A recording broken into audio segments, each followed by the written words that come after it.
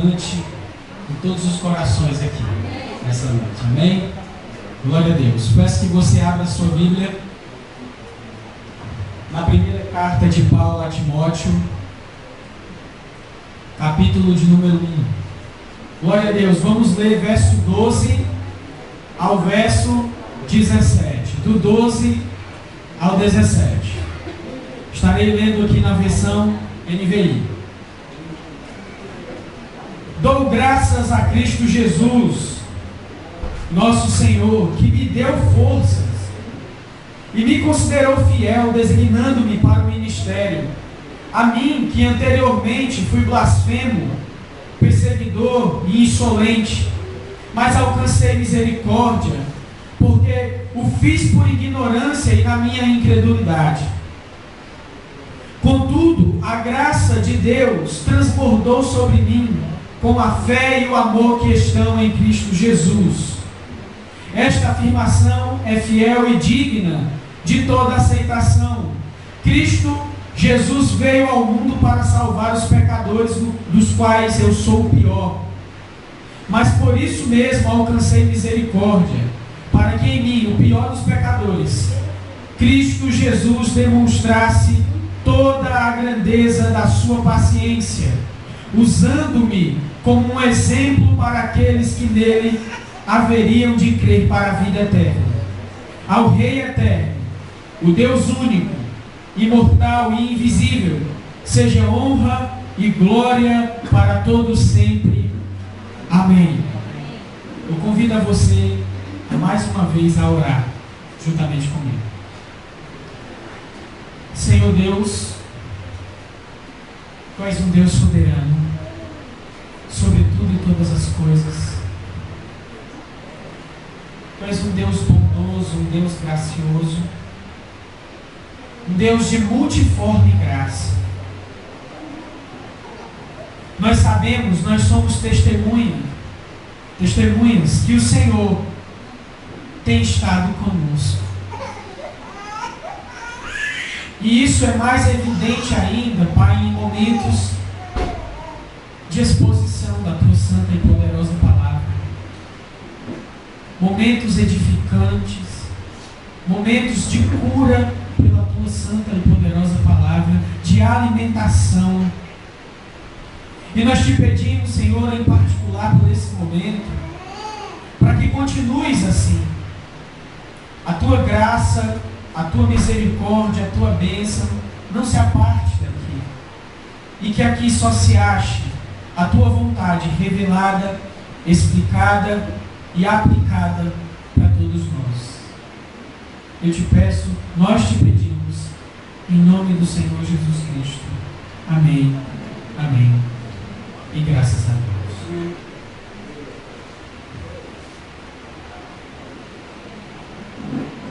Existem momentos em nossa vida, e diga-se de passagem, raros momentos, em que nós pensamos: como sou pecador, não sou digno nem de estar falando com o Senhor. Quem já sentiu esse sentimento aqui? Levanta a mão. Né? Isso nos acontece porque nós somos acometidos por um profundo senso de pecado. Nós somos tomados por esse senso, por essa ciência do quão pecador nós somos. Né? Quão pecadores nós somos. Mas como eu disse, eu acho que todos nós aqui estamos no mesmo barco. Isso acontece não todo dia, não é verdade? Sejamos honestos, isso não acontece todo dia. Tá? Isso não é constante. Por quê? Porque, vez por outra, nós nos esquecemos de algo muito importante. E esse algo muito importante é o conhecimento de que uma vida cristã é uma vida de contínuos gratidão e arrependimento. A vida cristã é marcada constantemente, todos os dias, até a morte do cidadão cristão ou até o retorno de Cristo Jesus, é marcada por gratidão e arrependimento. O comum, infelizmente, pensando no inverso do senso de pecado, ao invés de nós dizermos, como sou pecador, não sou nem digno de estar falando com o Senhor, é dizermos mais ou menos assim, eu posso ser pecador, mas como fulano, como ciclano, como Beltrano, eu não sou, posso ser pecador. Né? O contrário do profundo senso de pecado. Bem, o que eu quero dizer com isso? Nós acabamos de ler uma passagem onde nós não estamos muito acostumados a ver Paulo assim. Não é verdade? A gente lembra, tornem-se meus imitadores como sou de Cristo, né? 1 Coríntios 11, verso 1. Nós lembramos isso de Paulo. Nós lembramos, por exemplo, de 2 Tessalonicenses, capítulo 3, verso 7 a 9, trabalhamos arduamente e com fadiga dia e noite, para não sermos pesados a nenhum de vocês. Ou seja, alguém muito dedicado à obra de Deus. Vemos Paulo nas suas 3 viagens missionárias, levando pedradas, mas poucas vezes nós, ou talvez nem nos detemos nessas passagens quando Paulo fala, eu sou o pior dos pecadores. Eu sou o pior dos pecadores. Né? Então, pensando nisso, eu gostaria de meditar juntamente com você nessa noite um tema em que eu pensei para nós aqui gastarmos um pouco de, aliás, investirmos, né, um pouco do nosso tempo aqui em meditação. E o tema é aprendendo gratidão e arrependimento com Paulo. Aprendendo gratidão e arrependimento com Paulo.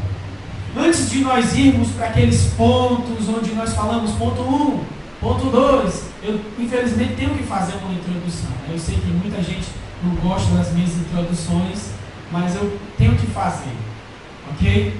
Antes da gente ir para a exposição do texto propriamente dita, eu gostaria de falar algumas palavrinhas aqui, para a gente se situar no texto.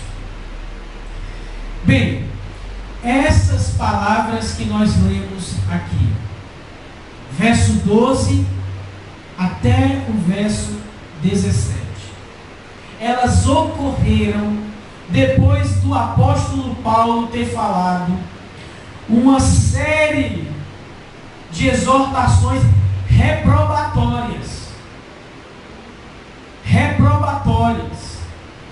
A quem? A Timóteo?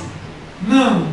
A primeiro, aos que estavam causando controvérsia na igreja em Éfeso.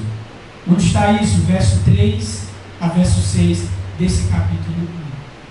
Segundo, dos que estavam se utilizando da lei de forma imprópria, de forma ilegítima, que eu acredito que era esses que estavam causando esses infortúnios, né? Essas controvérsias na igreja em Éfeso. Paulo faz uma série de exortações com esse tom de reprovação. Mas sabe o que é interessante? É que quando chega no verso de número 12, ou pelo menos nessa parte que nós lemos, Paulo, ele meio que olha para tudo que ele disse daqueles homens, desses que estão causando desconfortos, desses que estão causando intrigas, desses que estão se utilizando de coisas que não eram para serem utilizadas, não é? A lei causando contendas doutrinárias. Paulo olha para esses homens e fala essas palavras dizendo mais ou menos assim: olha, eu não sou melhor que eles. Eu não sou melhor que eles. eu só sou o que sou por causa da graça de Cristo Jesus em minha vida. Eu só sou o que sou porque Cristo Jesus me alcançou. Eu não sou melhor do que eles. Se não fosse isso, talvez eu fosse o pior deles. Talvez não, ele mesmo diz, o pior deles. Então esse aqui é o contexto dessas palavras de Paulo. Ele não quer ser aquele superior, ele não quer parecer aqui com ar de superioridade. E nessa mesma oportunidade, quando você e eu lemos esse texto, nós podemos perceber, ele exala esse perfume chamado gratidão e arrependimento a Deus. Ele exala esse sacrifício queimado, que chega com aroma suave às narinas de Deus, chamado gratidão e arrependimento. Amém, meus irmãos? Portanto, a nossa proposta nessa noite é que nós possamos aprender com o exemplo de Paulo nesse ponto. Vamos lá. Vamos ao primeiro ponto, que está aí no verso 12 ao verso 14. Nesses versos de 12 a 14, nós vamos ver aqui a gratidão pela misericórdia de Cristo Jesus, a misericórdia dele derramada sobre a vida do apóstolo, ainda que outrora ele viesse de uma vida de pecados, ainda que ele fosse um blasfemo, ainda que ele fosse um perseguidor, ainda que ele fosse a pessoa que consentia pela morte de cristãos, né? Atos capítulo 8, estou me reportando lá, Atos capítulo 8. Nós vemos aqui a gratidão de Paulo pela misericórdia de Cristo Jesus, ainda que ele fosse um pecador. Eu convido a você a ler o verso 12, juntamente comigo, pelo menos a primeira parte do verso 12. Dou graças a Cristo Jesus, nosso Senhor, que me deu forças e me considerou fiel, designando-me para o ministério. Bem, em primeiro lugar, nós vemos aqui um reconhecimento da parte de Paulo que a força não vem dele. Que a força não vem de Paulo. Apesar dele ter um currículo impressionante. Quem lembra do currículo de Paulo? Quem não lembra, vá comigo para Filipenses capítulo 3, verso 4 a 6. Mas não desmarca 1 Timóteo, tá?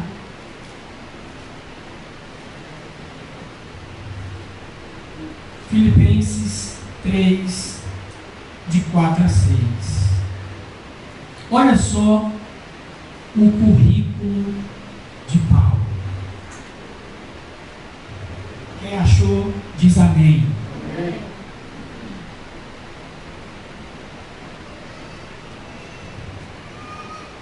Embora eu mesmo tivesse razões para ter tal confiança. Se alguém pensa que tem razões para confiar na carne, eu ainda mais. Aí lá vem o currículo dele. Circuncidado ao 8º dia de vida, pertencente ao povo de Israel, à tribo de Benjamim, verdadeiro hebreu, quanto à lei, fariseu, quanto ao zelo, perseguidor da igreja, quanto à justiça que há na lei, irrepreensível. Volta lá para a 1 Timóteo. Mesmo com um currículo impressionante, Paulo reconhece que a força dele não veio da capacidade dele. Não veio pelo que ele podia muito fazer, mas veio do Senhor. A força dele vinha do Senhor. E isso aqui, sabe como se chama isso aqui? Gratidão. Gratidão. um ditado no mundo que só pelo fato de estar no mundo não quer dizer que seja mentira. E vocês me confirmem aí se já ouviram falar. A ingratidão apaga a afeição. Né? Aí nós encontramos um texto na Bíblia que fala que Deus resiste aos soberbos, mas dá graça aos humildes. Primeira liçãozinha que nós devemos aprender com Paulo. Ele reconheceu, mesmo com o currículo que tinha, que a força vem do céu. A força é dele, gente. A força é dele. Se você tiver um pouco mais de paciência, volte para Filipenses, capítulo 3. Vamos ler de 7 a 10, que é o restante da passagem, só para ter aqui a confirmação da gratidão de Paulo, de que ele não confiou na própria força dele, mas confiou no Senhor. Olha só. Mas o que para mim era lucro, isso tudo, ele ser da tribo de Benjamim, circuncidado ao 8º dia de vida, enfim. O que para mim era lucro, passei a considerar como perda por causa de quem? De Cristo.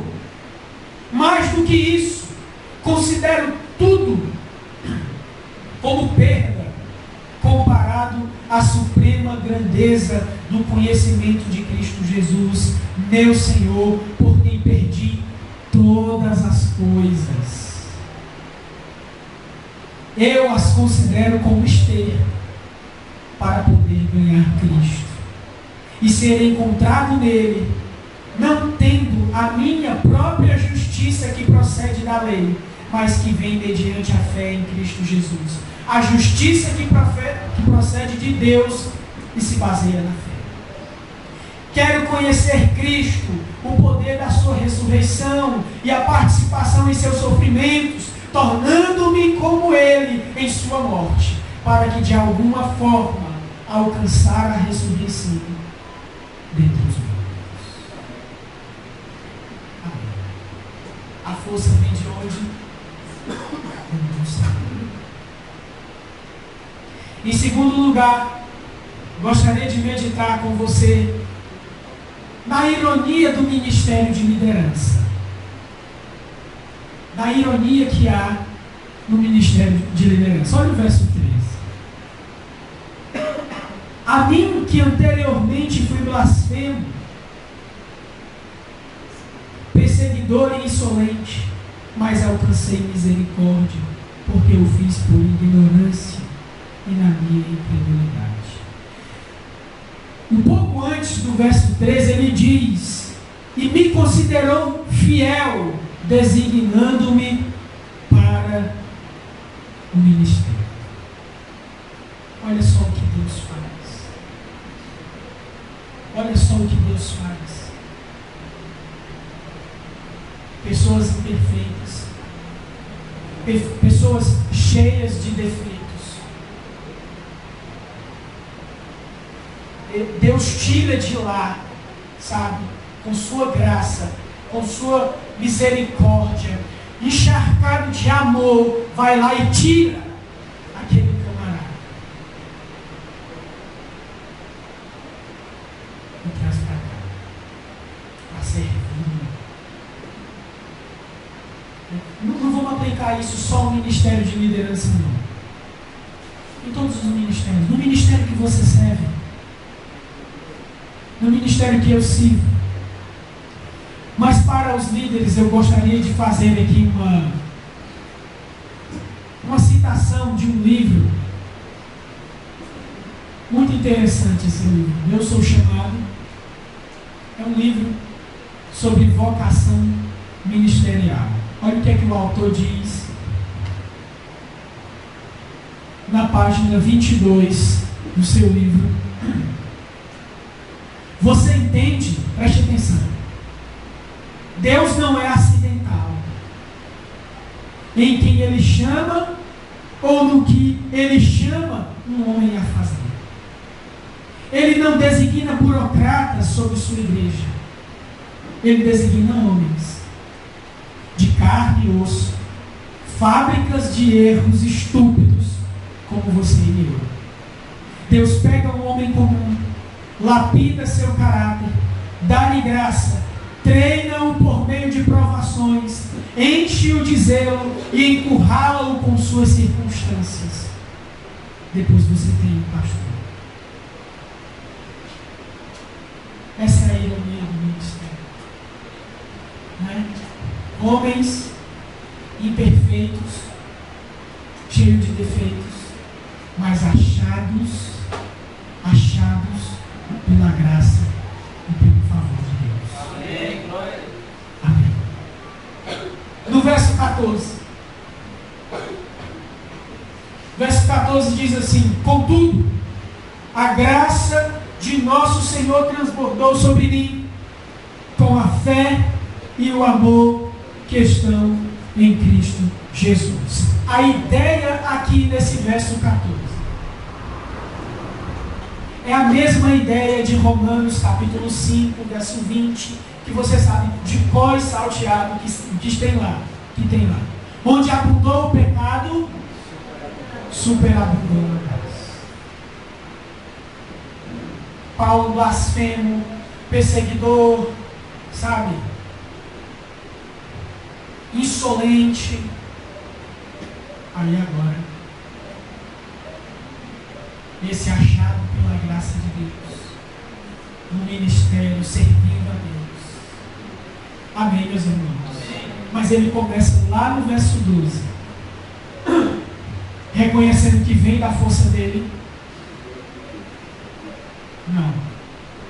Lá no verso 12, bem no começo, ele reconhece que tudo isso aconteceu por causa de Cristo Jesus, nosso Senhor. Amém? Vamos para a segunda parte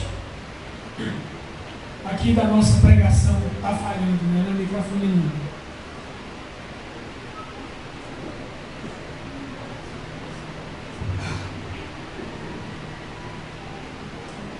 Amém. A segunda parte vai do verso 15 até o verso 16. Nós vamos ver aqui basicamente nesses dois versos de 15 e 16, que Paulo, ele não somente é um modelo de liderança no que concerne a gratidão e ao arrependimento, mas também ele é um modelo da obra de Cristo Jesus na vida de um pecador. Tá? Ele não somente é um modelo de liderança, um modelo de homem que era insolente, perseguidor, blasfemo, e depois Deus o vocacionou, Deus o encheu de graça, perdoou em Cristo Jesus. Cristo Jesus, aliás, foi até ele e o vocacionou.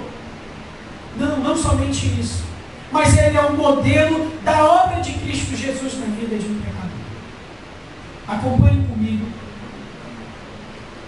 verso 15, a primeira parte. Aliás, o verso 15 completo. Esta afirmação é fiel e digna de toda a aceitação.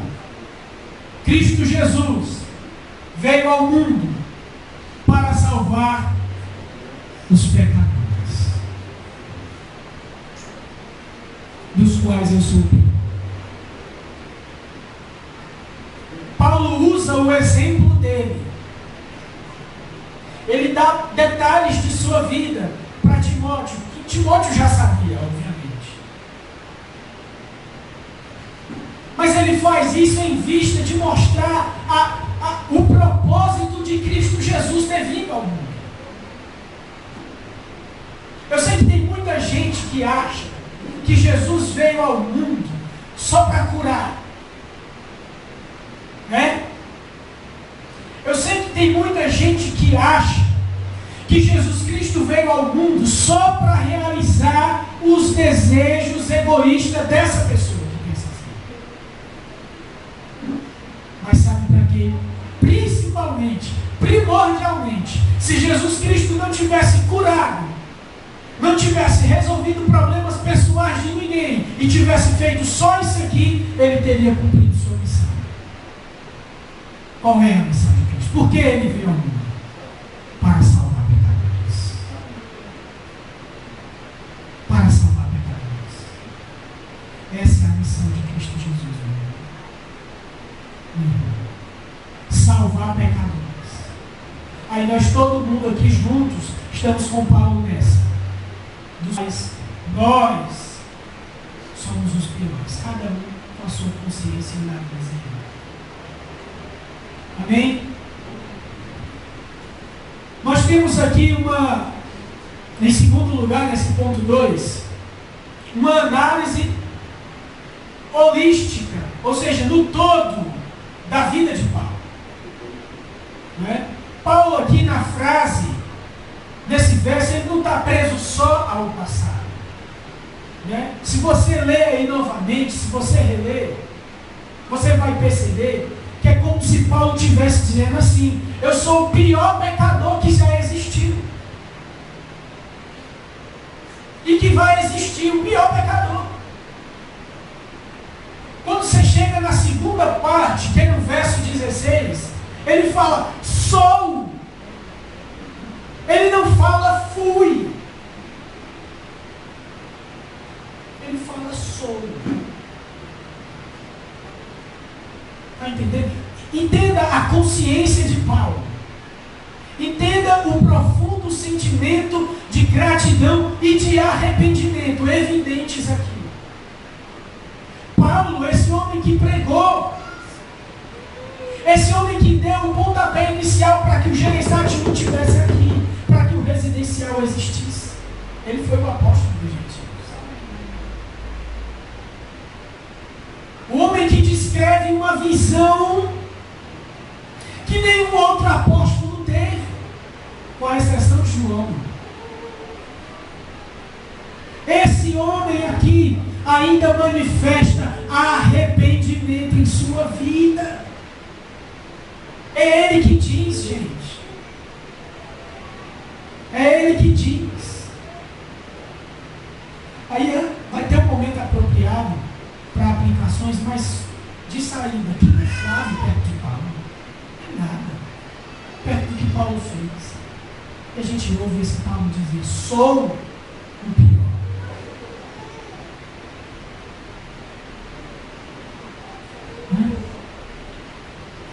Manifestação de um arrependimento contínuo. Com toda certeza fazia tempo aqui que Paulo já era cristão, desde sua queda do cavalo.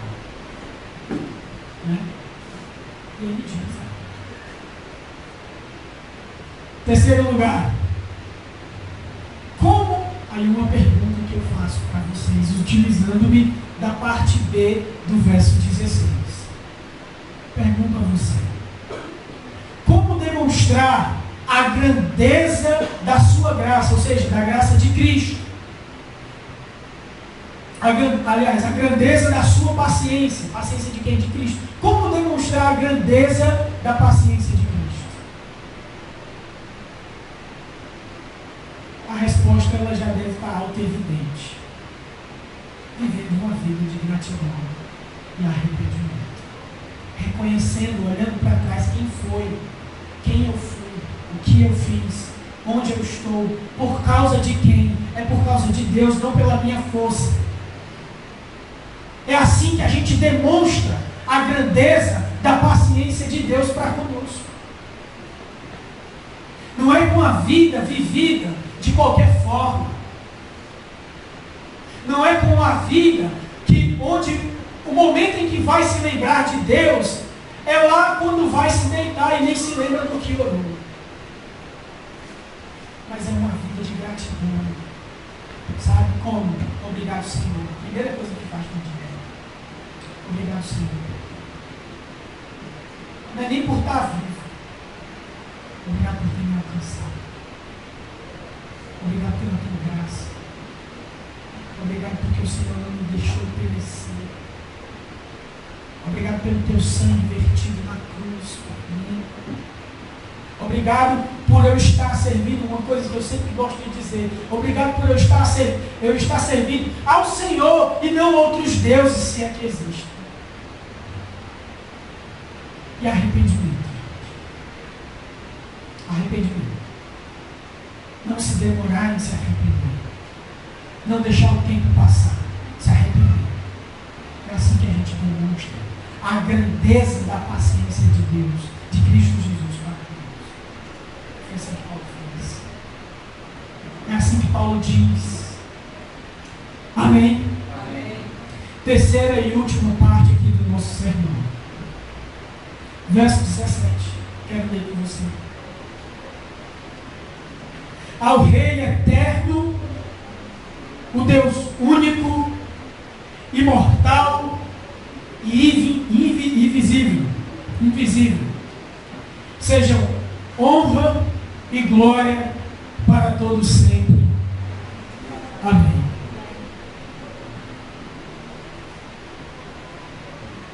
Bem, nesse verso 17, último, nós podemos dizer que nós estamos vendo aqui o resultado de uma vida continuamente grata e arrependida. Não é? E qual seria esse resultado, hein, gente? O que é isso aqui do verso 17? Né? Os estudiosos chamam de uma espécie de doxologia. Mas trocando em miúdo para nós, aqui, né? Somos aqui pessoas simples. Isso aqui é louvor a Deus.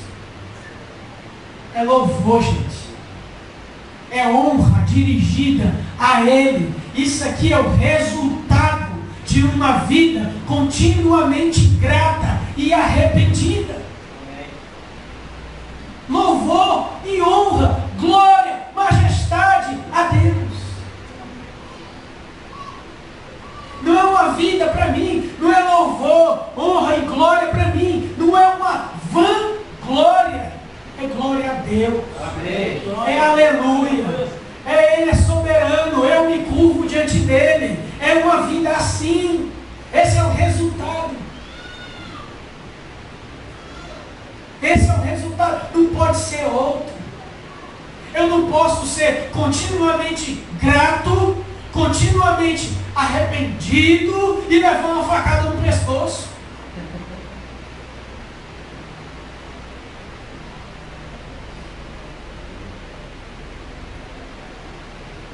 Eu tenho que honrar e glorificar a Deus.